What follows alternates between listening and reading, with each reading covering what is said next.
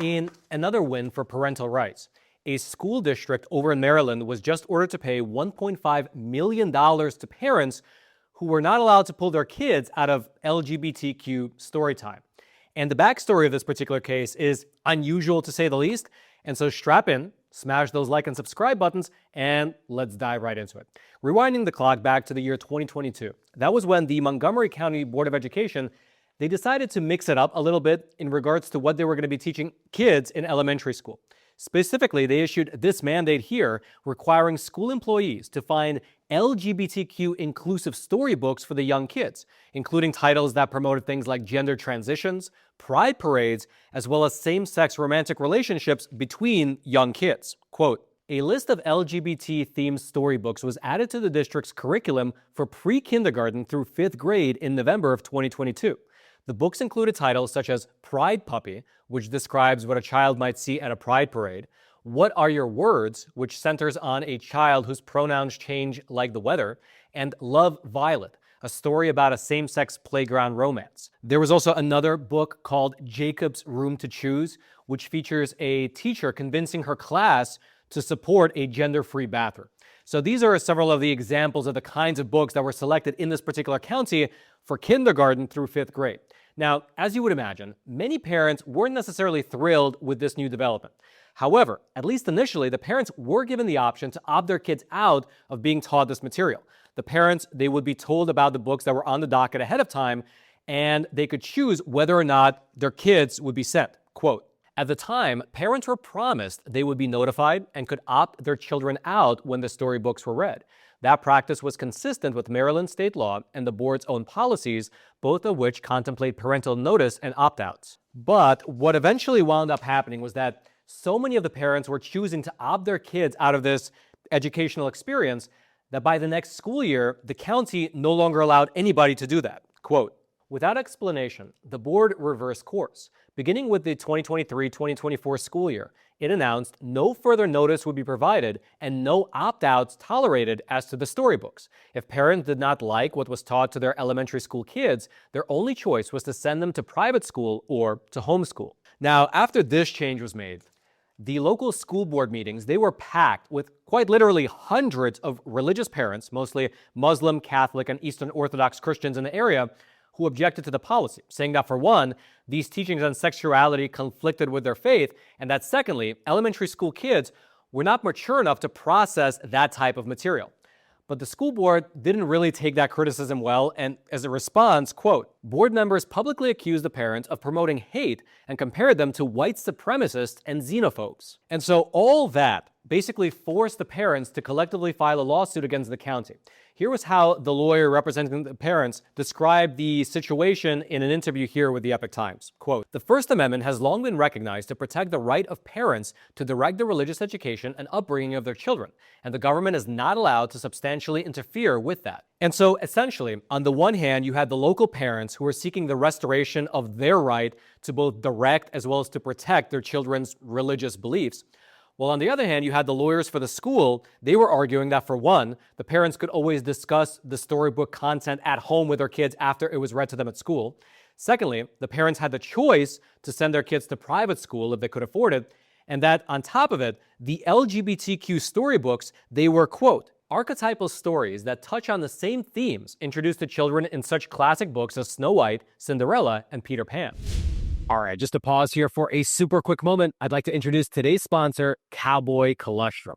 Look, it's the new year, and I know that many people, myself included, we're looking to finally fix some of those nagging problems in our lives. And so if you want to finally fix your gut, if you want to make your hair healthier and stronger, and if you want to add some fresh, natural glow to your skin in 2026, then you need to be adding colostrum to your daily routine. And Cowboy Colostrum, they offer the highest quality bovine colostrum that you can get here in the U.S. It's 100% American made from 100% American grass-fed cows. Now, if you've never heard of colostrum before, actually, I have mine here. This is the strawberry variety, and this is the chocolate, and I have the vanilla one kicking around here somewhere. It's great. Colostrum is basically, it's that very, very first milk that's made in the lead up to as well as right after the calf is born. And then within a few days, the milk, it actually transitioned into normal milk. But for those very few days, it's this super nutrient dense and super antibody dense colostrum.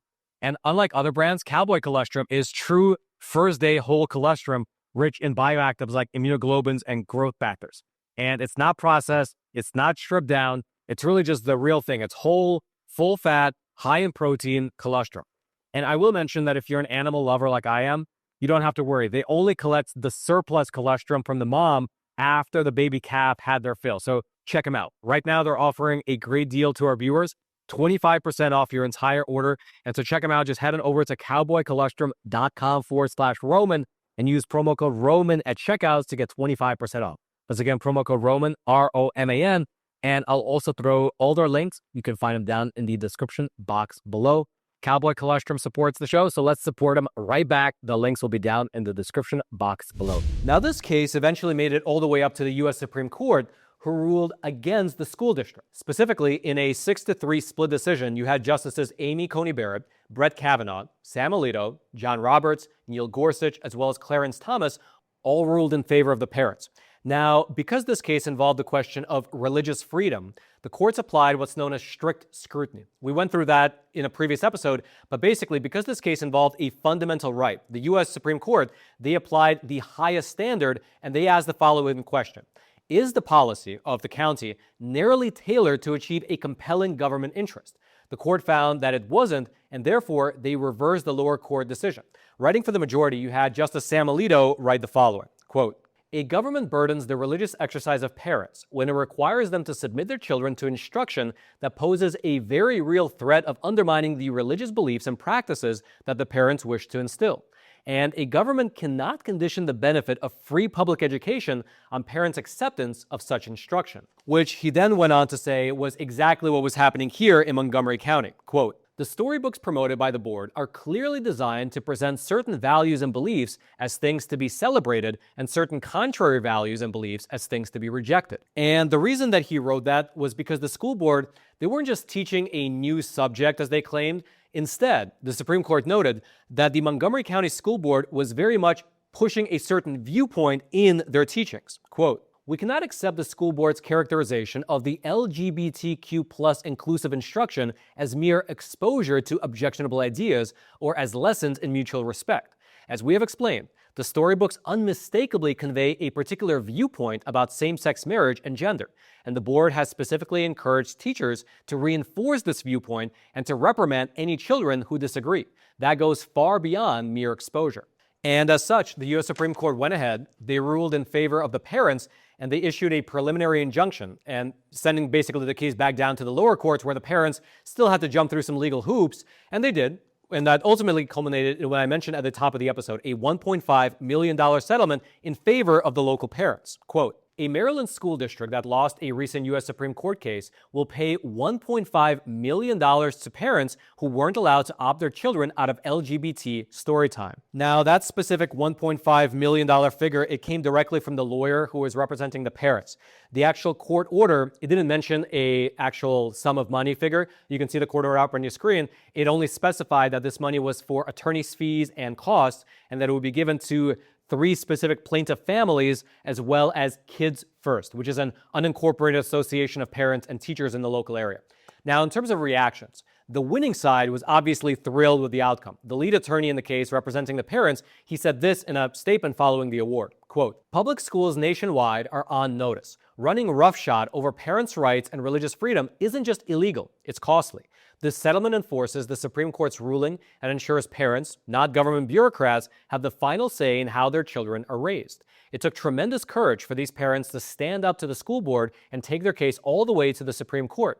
Their victory reshaped the law and ensured that generations of religious parents will be able to guide their children's upbringing according to their faith." On the flip side, however, the Montgomery County Board of Education, they weren't thrilled with how this all turned out.